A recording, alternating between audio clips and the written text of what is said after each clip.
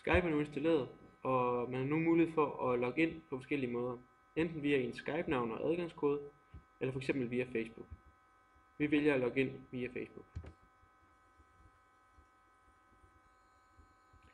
Her kan man så indtaste ens e-mail og ens adgangskode til Facebook, og på den måde få logget på. Derefter trykker du på log på.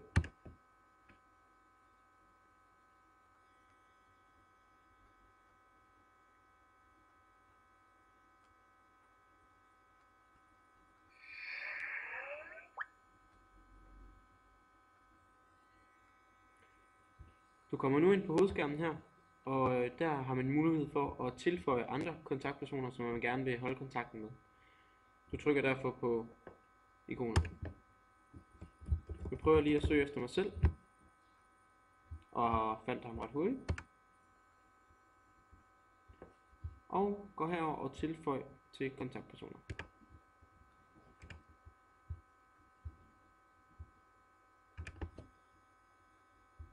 I kan se, at der lige står et spørgsmålstegn herovre, men det er fordi, at der lige skal godkendes på en anden bruger.